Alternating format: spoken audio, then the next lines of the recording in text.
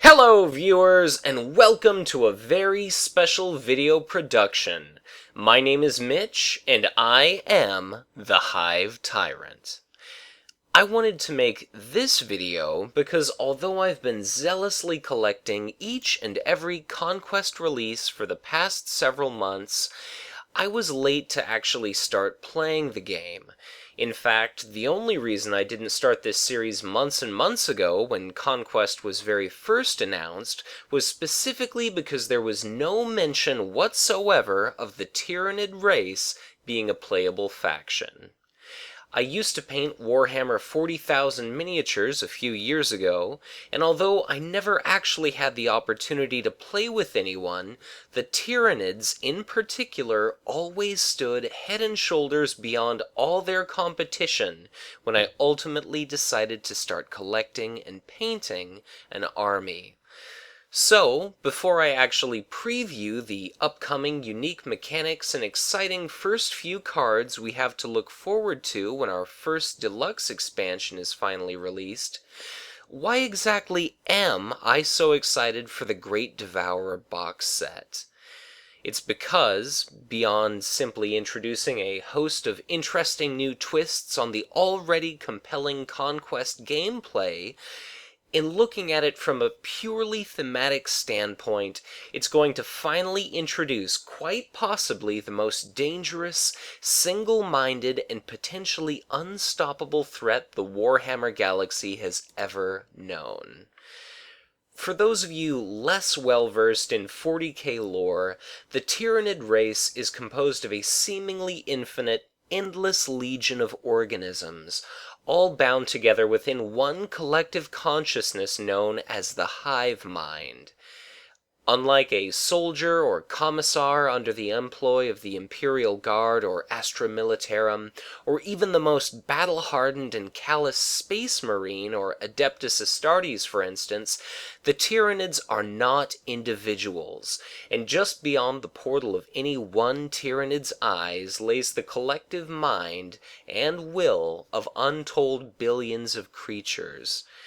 Each distinct, specific organism, though it may appear to act individually, is just one facet, one single aspect of a greater whole, all functioning in unison with single-minded determination. The Tyranids, as a race, have but one purpose: to kill and consume all biomass and to extinguish all non-Tyranid life from the known universe. A single organism within the Tyranid race could take any number of nearly countless different forms. It could be a single bounding hormigaunt, a ravenous, six-legged and seemingly mindless beast of a creature with scything talons, so lethal and durable as to slice easily through even the thickest of power armor, or it could take the form of a hulking, lumbering, and enormously powerful carnifex, a towering monstrosity so huge and enormously strong that it could effortlessly smash the reinforced hull of a Space Marine Land Raider to tiny little pieces. Or it could even be something far more mysterious, such as the enigmatic zoanthrope, what is essentially a self-levitating brain, claws, and spindly carapace that floats ominously across the battlefield, carried aloft by no more than its own terrifying psychic prowess, and hurling focused blasts of warp-like energy at nearby or distant enemies. Still, these Tyranid organisms aren't limited to the obvious that one might see charging or swarming across the battlefield, and in fact the very weapons the Tyranids wield, be they venom cannons, death spitters, barbed stranglers, or myriad others, all of these, even the brain leech worm ammunition expelled in torrents from nests lodged deep within the appendage-mounted devourers, are living, symbiotic creatures that together compose the greater Tyranid whole. Any of the legion forms of Tyranid that one may see across the field of battle has never known and can never feel fear. A termagant, for instance, the most common Tyranid shock trooper, can feel neither sadness nor despair were it to witness its comrades being shelled by artillery fire and blown apart by the thousand. Tyranids, as a race, are callous, cold-blooded, and exist only to consume. Taking any number of casualties is absolutely meaningless, because individual Tyranids exist only as part of a greater whole that seeks to devour entire worlds and the populations therein, and in doing so, together serve the greater purpose of perpetuating their race and further evolving and advancing their own various species. Any single Tyranid life form or million life forms has absolutely no individual value to the hive mind as a whole, so long as the race and collective consciousness itself continues to exist. In fact, single Tyranid organisms are so expendable, of so little value, that an absolute minimum volume of biomass is spent to compose most Tyranid creatures' brains. And outside of the range of the psychic, synaptic web cast by larger, more dangerous and valuable elite Tyranid species, such as those designated by the Imperium as warriors, hive tyrants, or tervigons, the common Tyranid soldier functions in a purely animalistic and instinctual manner. Though these elite forces play no real command role, as no Tyranid truly possesses any modicum of free will as we understand it, these synapse creatures, as they are known, act as conduits to channel the collective will of the Tyranid race, and serve as special forces distributed throughout the battlefield, each fulfilling a more specialized combat role than the standard Tyranid soldier. When the Tyranids, as a race, move to invade a world, massive hive ships orbit the planet and unleash a swarm of spores and virulent organisms that cloud the sky, blotting out the sun and shrouding the population in darkness. Mycetic spores and sporocysts, like drop pods, rain down and unleash what appears to be unending hordes of warriors that begin to mercilessly scour the surface of the planet, extinguishing any and all life they encounter with an eerie, inhuman intelligence and strategic cunning which unites not only the entire invasion force, but indeed each and every Tyranid organism throughout the entire galaxy, which all act together with single-minded determination to destroy that world. When the defending population is routed, their cities smashed and reduced to little more than smoking and crumbling ruin, when all opposing forces are either driven off the planet or otherwise culled and slaughtered, no matter how many Tyranids were killed in the process, Ripper swarms, slithering serpentine creatures distributed in the millions throughout the now helpless world, continue to gorge themselves on defenseless biomass to an absurd degree, swelling in corpulence and beginning the digestive process. The Tyranids produce hundreds, thousands of tremendous pools of potent digestive acids in which they begin to process and liquefy all organic matter on the planet. Inevitably, the hive ships descend from outside the perimeter of the now rapidly denaturing atmosphere of the planet and, through enormous capillary towers, drink in the now unfathomably nutrient-rich pools of juices, ultimately reaping and salvaging each and every molecule of biomass throughout the entire world in order to further the Tyranid war effort. Be it the stinking, rotten corpses of invading Tyranids, or the torn and battered flesh of that planet's now dead inhabitants and defenders, to the most durable and nigh indestructible imperial armor and building material, all of it is melted down in those digestive pools and eventually reconstituted into additional Tyranid organisms that in turn seek out still more biomass and continue to wreak havoc upon the galaxy. The exact size of the entire Tyranid swarm, the only known race of creatures to exist outside of the confines of the known galaxy, is entirely unknown, but it is nevertheless potentially more likely than any other race to pose the greatest threat to all life that the Imperium or any other species of creatures could possibly imagine. The Tyranids not only win wars through overwhelming numbers and force, but adapt and evolve at an alarming rate in order to overcome any opposition and provide a uniquely insurmountable challenge to any force that seeks to oppose them. Still further, through the sheer psychic mass of their collective consciousness, any psychers attempting to resist a Tyranid invasion tend to find themselves driven nearly to madness and frenzied anxious despair, as their minds are quickly overwhelmed and their thoughts drowned out by untold billions, all thinking in unison. This immense psychic force is so potent, in fact, that it precedes the greater Tyranid invasion of worlds and is known as the Shadow in the Warp.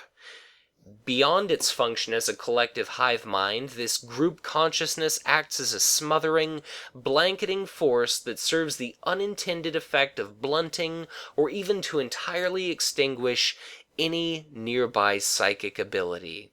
It not only disrupts communication between Imperial worlds, but also interferes with travel through the warp, which is a normally dangerous process made possible only through psychic navigation.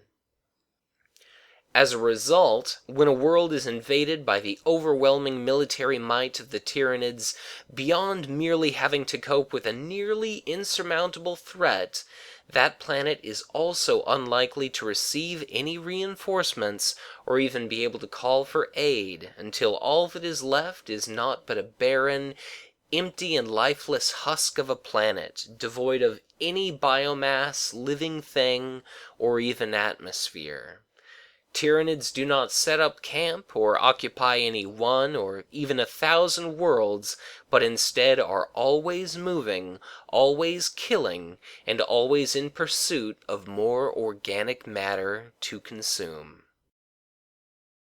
So, now that I've covered some background on the Tyranids, I'll just say once again that their inclusion in this game is really what pushed me over the edge and inspired me to not only start collecting Warhammer 40,000 Conquest, but has really inspired and encouraged me to start playing and mastering the game to the utmost of my ability. And really the entire reason for my starting this channel was because the introduction of a new faction here is almost like a new starting point for the game. So I didn't get into it initially, but I see no better time than the present to take the plunge and really get to playing this game. I think the Tyranids as a faction are going to introduce some absolutely fantastic new strategic options. They're going to put some interesting new spins on the tried and true Conquest gameplay that I think already has immense strategic depth. So, as a little bit of a preview for our upcoming expansion, why don't we review some of the mechanics that make the Tyranids truly unique and stand apart from the 7 existing factions. At the time of recording this video, we've had one preview article for the Great Devourer, as well as one preview for the very first war pack of the Planetfall cycle of expansions. At this point, we understand that the Tyranids cannot ally with any other faction, but they receive an entirely new unit type. I mentioned that the Tyranids have synapse units, which act as elite forces or commanders, presiding over termagants, hormagaunts, gargoyles, and other animalistic, instinctual Tyranid creatures. In our box expansion, we're going to be receiving 5 different Synapse units in addition to not 1 but 2 Tyranid warlords. So in any given game, a Tyranid, unlike any other faction, isn't only going to be picking their warlord, they're also going to be picking one of these Synapse units to begin the game with. So instead of just having 1 warlord option out of the box, having 2 warlords and 5 Synapse units effectively gives the Tyranid player 10 different choices for how to start building their deck. They'll be receiving a signature squad for each warlord, but then they also supplement that with one of these different Synapse units.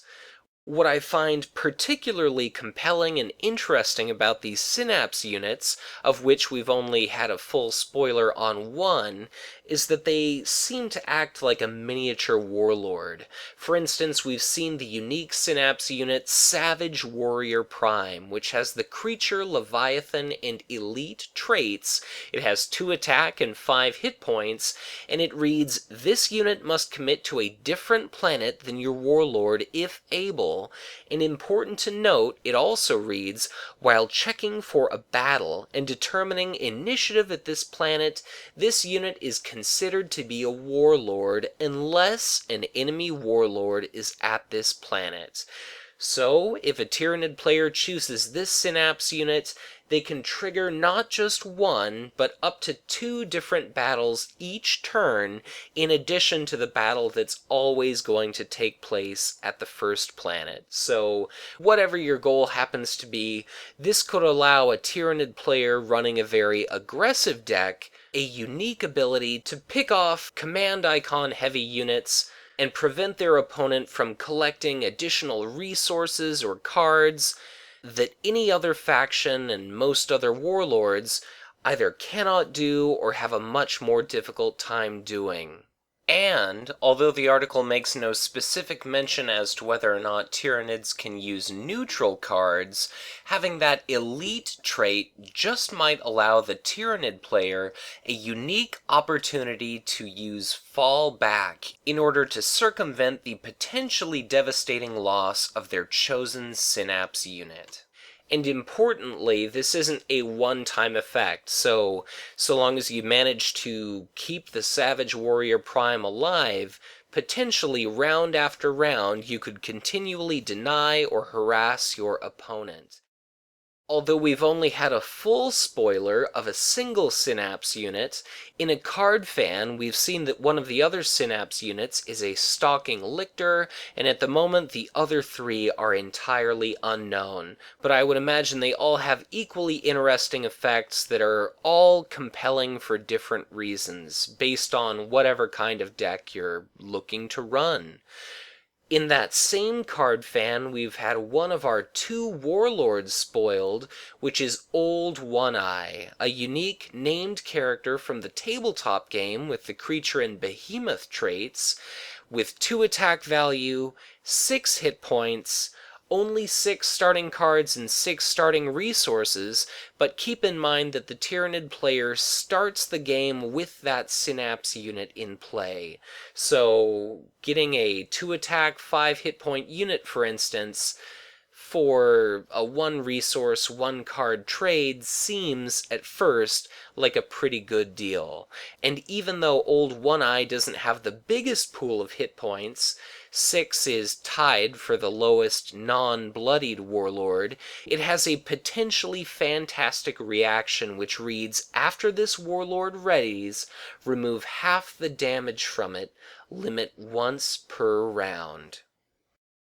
I think although it's important to note that this says once per round and not combat round, that's still a very potentially potent effect when you consider that whenever you're presented with cutting a number in half in this game, you ultimately round up. So 5 damage would round up to 3 points of damage being healed from Old One-Eye. And depending on what other kind of card effects we end up seeing, that ability might end up being a very compelling reason to use this warlord. If he can maybe absorb damage for other units, or take damage for some sort of beneficial effect,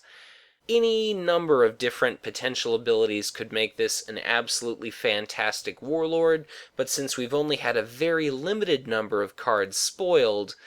Old One-Eye's power level relative to the unknown warlord completely remains to be seen. It's also worth mentioning that the Tyranids are going to be the first faction with a double command dial, which makes sense, seeing as how you're often going to be committing your Warlord and Synapse unit to different planets.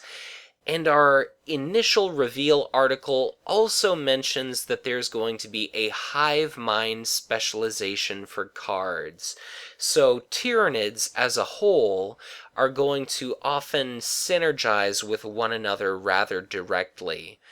The article gives the specific example of the Termagant Spiker's army unit, which has a cost of 3, the creature, behemoth, and Termagant traits. It has 1 attack, 3 hit points, the ranged keyword, and the Hive Mind specialization, which reads, each Termagant token you control at this planet gains ranged.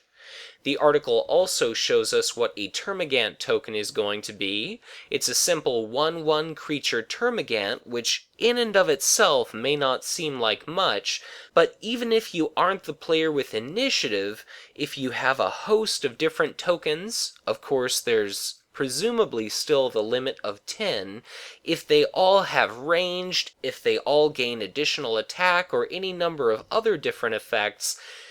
even though that investment of 3 in the Termagant Spikers may seem like a lot, it could ultimately pay off in spades.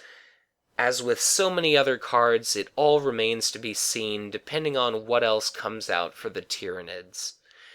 The faction is also going to have a unique mechanic taking the form of infestation tokens.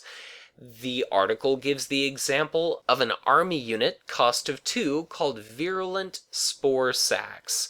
a 1 command icon creature drone that has 0 attack value, only a single hit point, but the combat action sacrifice this unit to deal 1 damage to each enemy unit at this planet and infest this planet. This action is not only compelling because it might make all the difference in allowing you to dispatch or finish off some low hit point enemy units before they get a chance to attack you, but it also places an infestation token on the current planet, which provides different advantages to various Tyranid cards that happen to be deployed there. For instance, one of our only other spoilers that we received was the 1-cost army unit Hunter Gargoyles, with the creature and kraken traits, a 2-attack, 1-hit point unit with a combat action, move this unit to an infested planet but limit once per phase, which has the potential of adding an incredible amount of mobility to the Tyranid faction. And of course, what other cards take advantage of those infestation tokens remains to be seen. The only way to remove these tokens is for your opponent to win a battle at that planet. So given the existence of Synapse units in addition to Warlords being committed to different planets, given that the Tyranid player can infest 1 or more planets, it seems like being able to control the battlefield and having a very keen sense of situational awareness, where your opponent might deploy, or simply leveraging these infestation tokens in your favor to maybe lure your opponent into a trap and ambush and attempt to assassinate their warlord, it just all comes together in what could ultimately be a fantastic and very unique faction. I love the concept of Tyranid units all enhancing one another. I love the idea of them being able to swarm their opponent. It just seems like the Tyranids as a race really just emphasize all the unique different aspects of Conquest that, at least to me, make it all the more strategic and compelling of a competitive game. Also worth noting, although we've yet to see spoiled any Gene Stealer army units, in the upcoming Planetfall cycle of war packs, our very first pack, Decree of Ruin, is going to contain a Tyranid support card with a cost of 1 called Nesting Chamber, with the upgrade trait that reads Action. Exhaust this support to infest a planet with 2 or more Gene Stealer units at it. So it remains to be seen as to whether there's any limit to the number of infestation tokens Tyranids can have in play, or if there's any kind of mechanic, apart from the opponent winning battles, that could potentially prevent the Tyranid player from infesting each and every planet in the sector.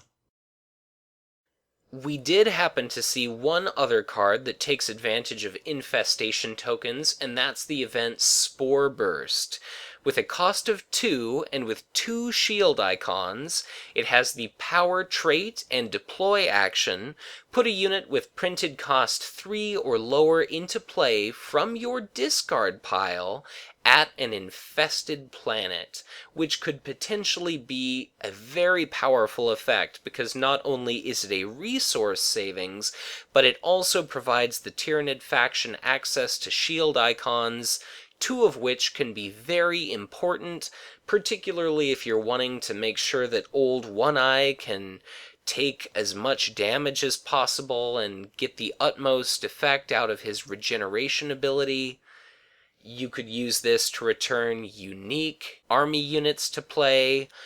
It's important to note that Synapse units don't actually have a cost, but this event could be useful in a host of different situations.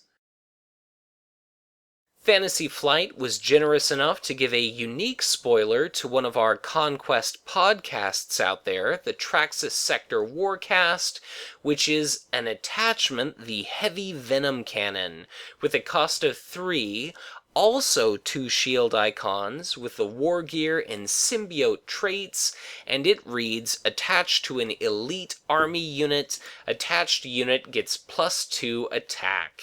And it's the very first attachment that gives the player additional options, which seems to be a running theme for the Tyranid faction, plenty of different choices for the player to make, but it's combat action. Attached unit until the end of the phase gains either, and choose one, area effect 2 or Armor Bane. Limit once per phase. So you could potentially punch through and damage or kill a warlord or other unit. You could make sure that you deal the finishing blow. If you're up against a large number of tokens, or it's late in the game and you just have a lot of different targets to hit, you're welcome to take advantage of that area effect ability. And our final Tyranid spoiler from our very first Planetfall war pack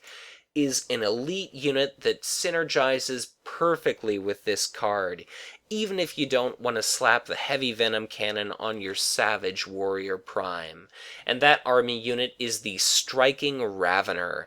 one of the deep-striking Tyranid units from the tabletop game. It has a cost of 5, 2 command icons, is a creature, Kraken Hive Fleet, and elite. It has attack value 3 and a respectable 5 hit points, and reaction. After this unit destroys an army unit by an attack, ready this unit. So even though that area effect 2 from the Venom Cannon doesn't technically count as an attack,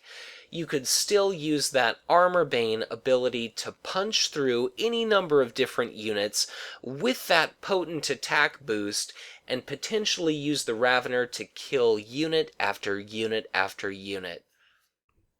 So, all in all, it may not have been much that we've seen so far, but hopefully we don't have much longer to wait until the Great Devourer box expansion hits store shelves or is shipped directly to us.